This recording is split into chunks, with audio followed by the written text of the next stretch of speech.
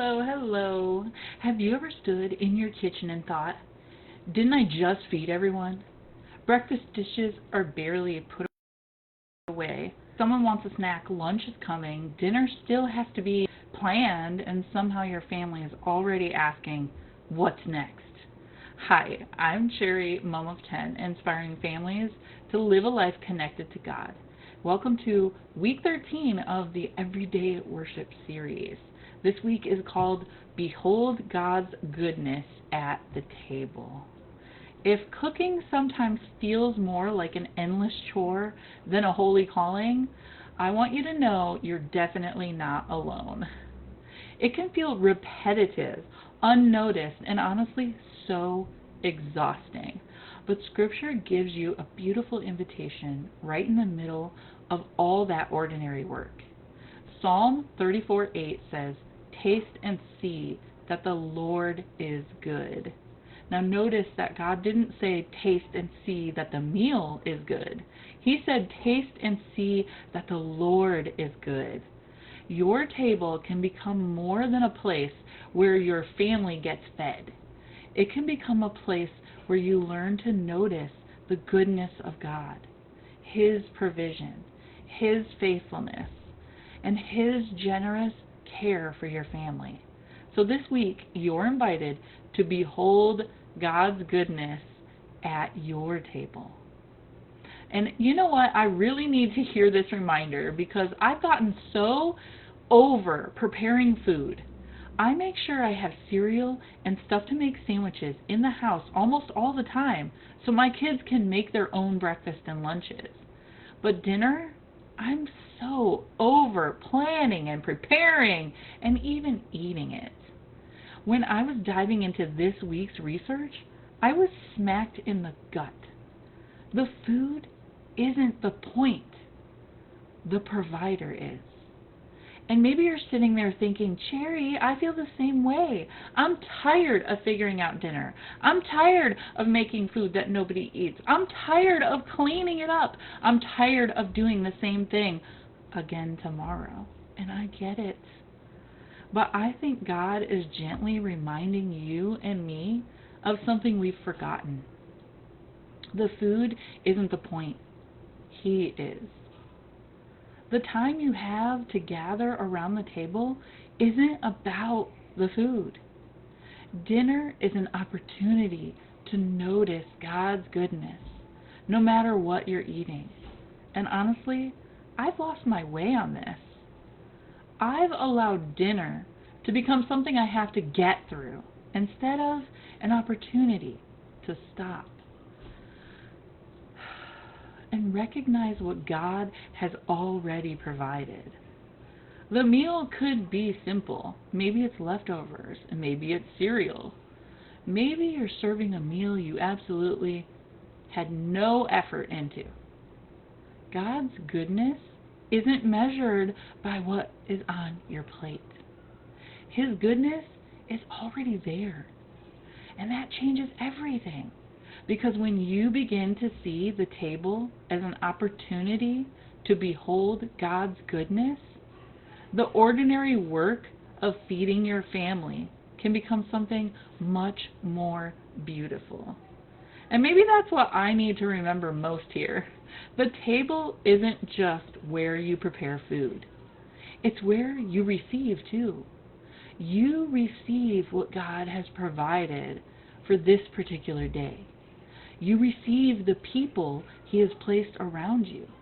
You receive, or you get to receive, the gift of another ordinary evening together.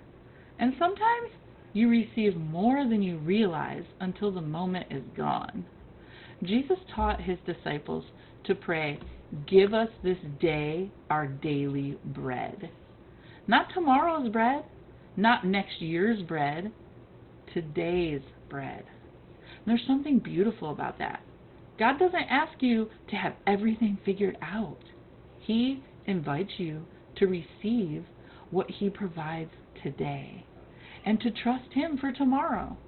And maybe that's why the table matters so much.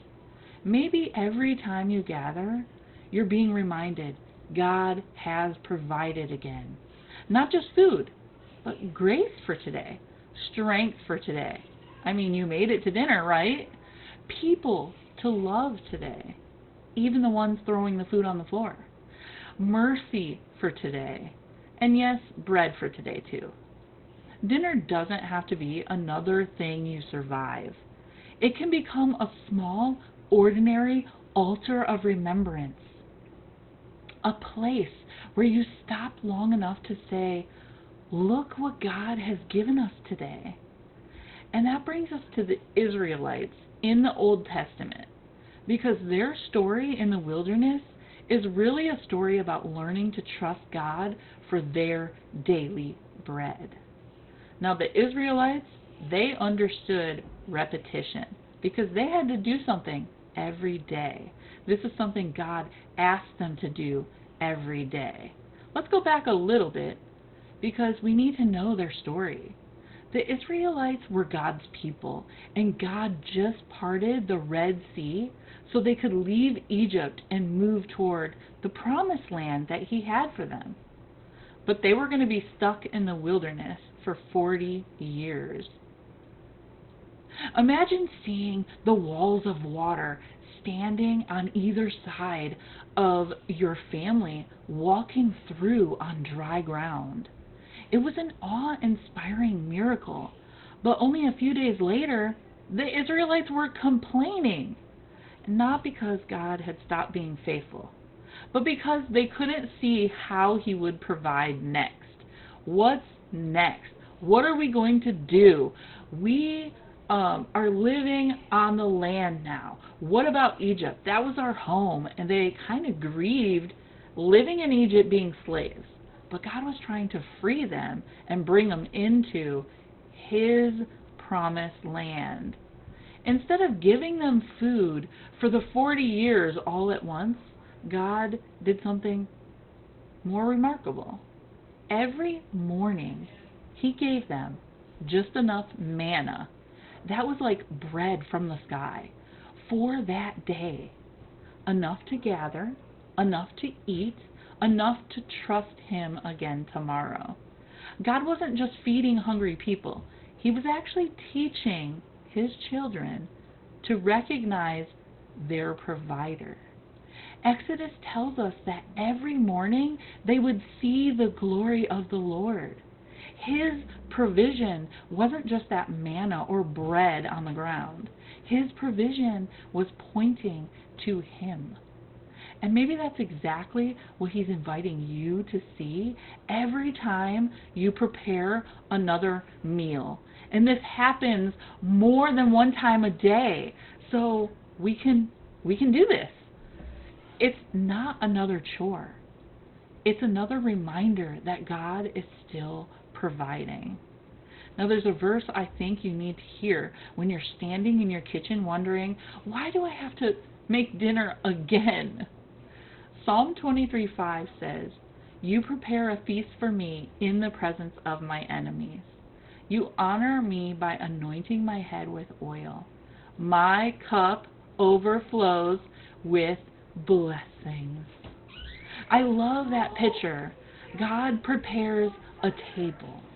The shepherd doesn't just lead you somewhere and then leave you to figure out how to survive. He prepares. He provides. He sets before you what you need. And that makes me think about something that used to happen in homes all the time. The dinner bell. You know that sound. Dinner's ready, and suddenly everyone knows exactly where they're supposed to be, at the table.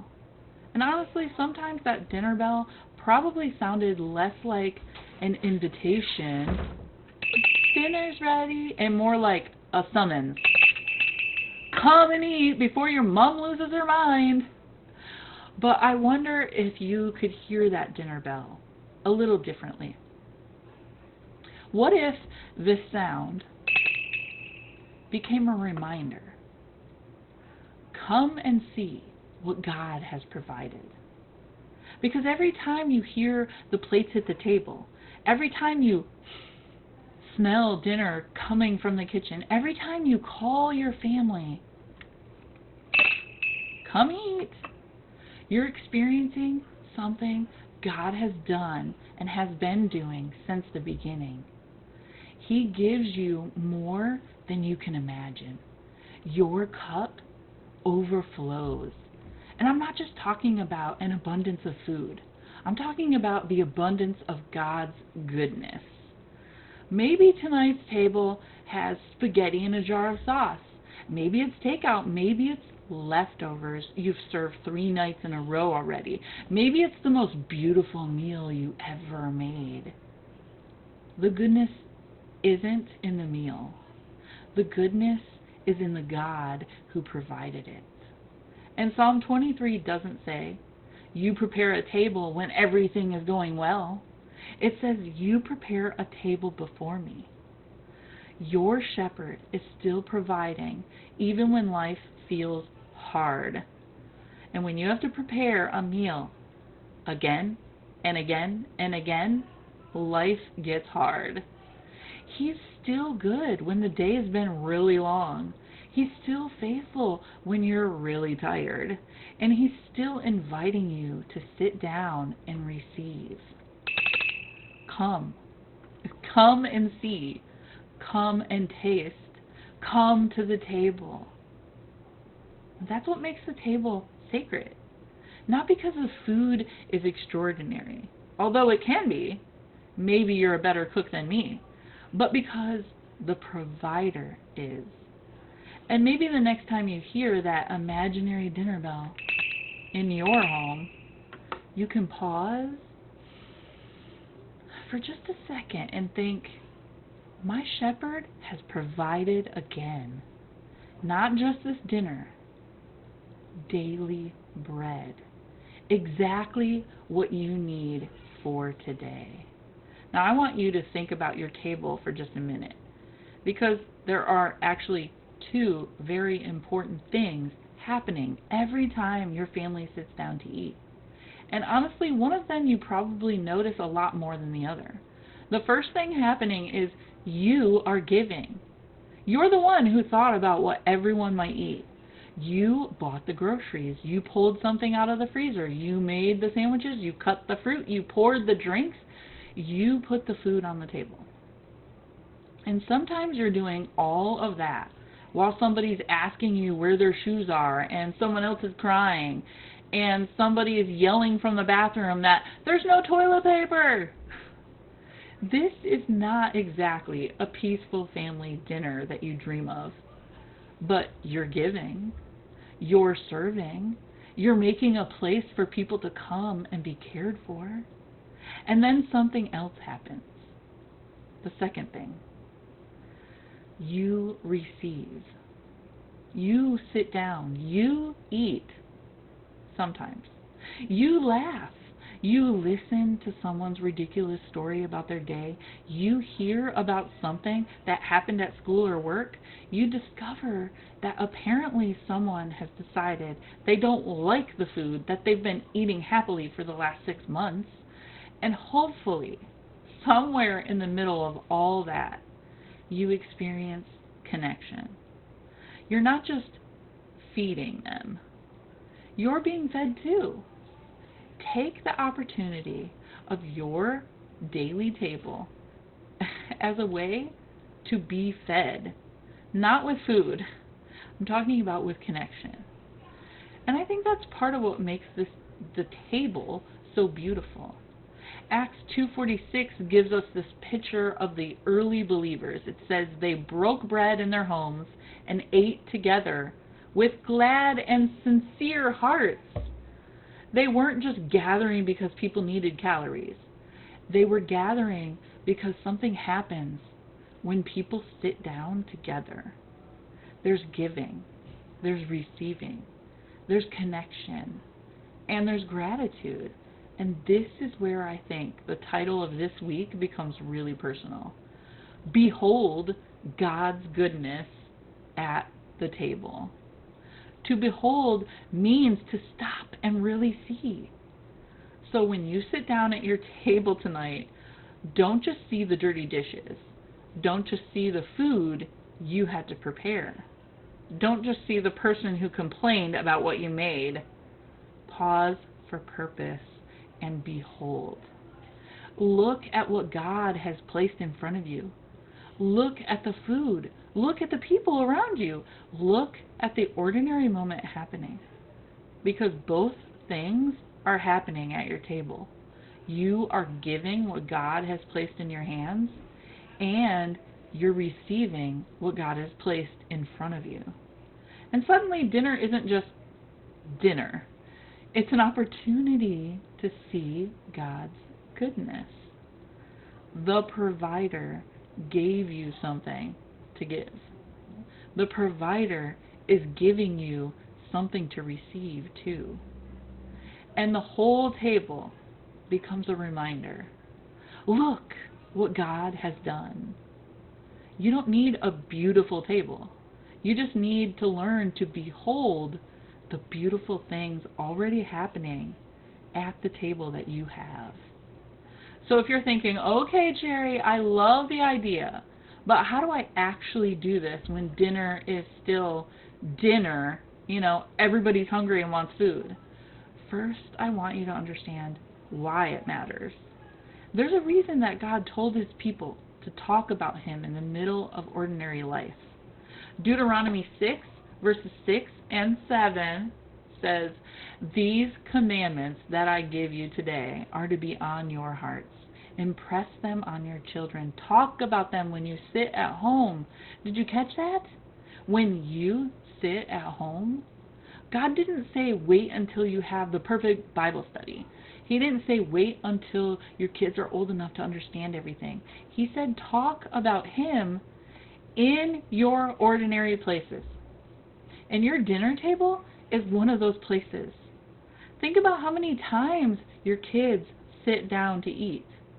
Maybe it's every night. Maybe it's only a few nights a week. Maybe your schedule is so crazy that you're just doing the best you can. But those repeated, ordinary moments, they add up. And there's research that consistently finds associations between regular family meals and things like stronger family relationships, better communication, and positive outcomes for children. And I think that's fascinating. Your table is connected to that. Not because dinner is magical, but because repetition is powerful. Your kids don't need one spectacular spiritual conversation they'll remember forever. They need hundreds of little moments where they experience, we belong here. We eat together. We talk. We listen. We give thanks. And God provides. That's discipleship happening on a regular basis. So here are 3 ways you can behold God's goodness at your table. First is the pause. The pause before you even prepare your meal, before you start cooking. Pray, Lord, thank you for providing today's bread. And it actually changes your focus from what you have to do and get done to who has already provided it. Second, notice what God has already given. Instead of looking at what's missing, thank him for what's already in your pantry or your refrigerator or your freezer. Gratitude really changes the atmosphere. And it kind of starts with you. If you're grumbling and complaining, then what are your kids going to do? Third, make room for people, not perfection. Now this one might be the most important. Don't let the desire for a beautiful family dinner keep you from having a real one. You know, the ones where someone spills their drink or someone complains and someone gets up 15 times and someone tells a loud story. Someone isn't very hungry tonight. That's still your table. You don't have to manufacture a magical moment. Just make room for the people that God has given you, because you're not trying to create the perfect dinner. You're creating repeated opportunities to behold God's goodness. And it's more significant than you realize. One meal probably won't change your family, but one meal and another and another and another, that's how a family begins to build a history. A history of sitting down together, a history of being welcomed, a history of gratitude, a history of hearing God's name spoken in the middle of our ordinary life. And someday your children won't remember what you served on Tuesday night in August, but they will remember what it felt like to sit at your table. They'll remember feeling welcomed and loved and safe and seen. And that's why this matters. The table doesn't have to be perfect to become a place where God's goodness is remembered.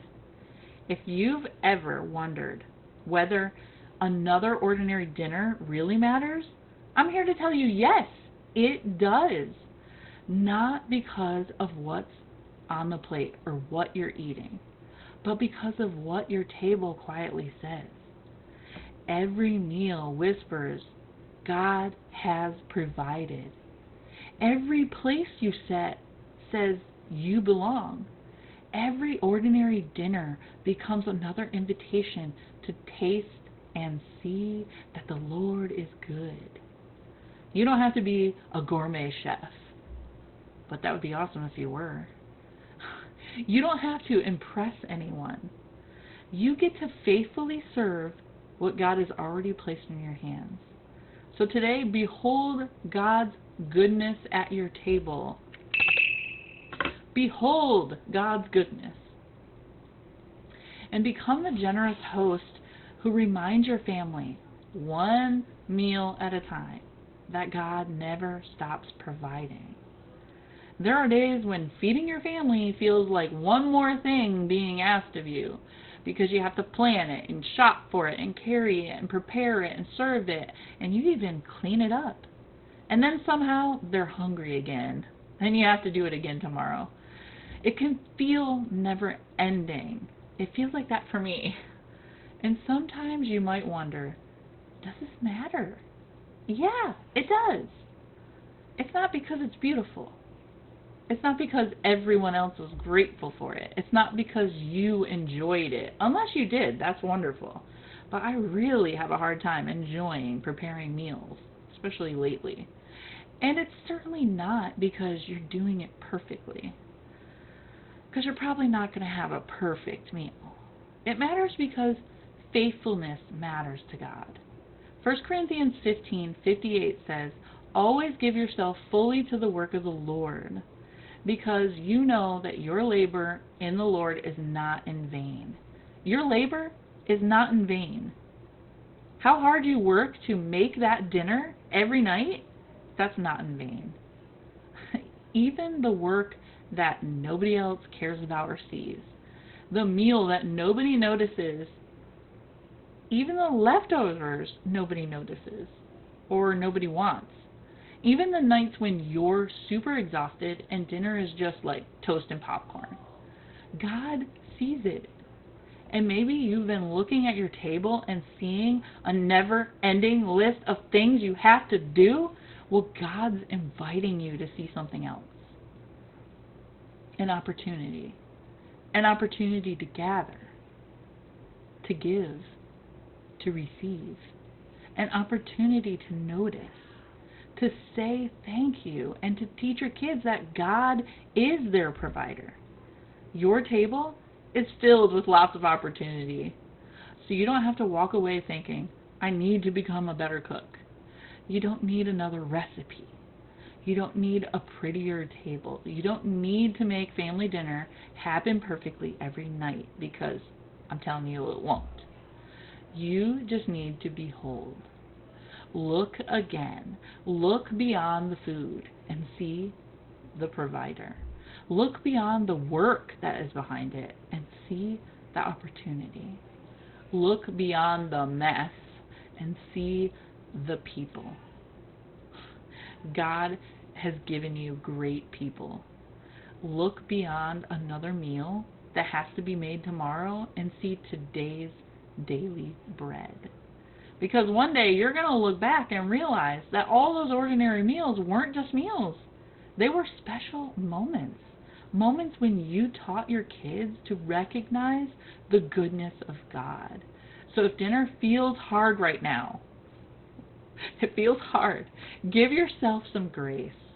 God isn't standing over your shoulder measuring your worth by what's on your table. He sees your heart. He sees your faithfulness. He sees the love behind the work. And He honors the offering that you bring Him. Even when that offering looks like a tired mom putting dinner on the table for the 1000th time. When you hear that dinner bell,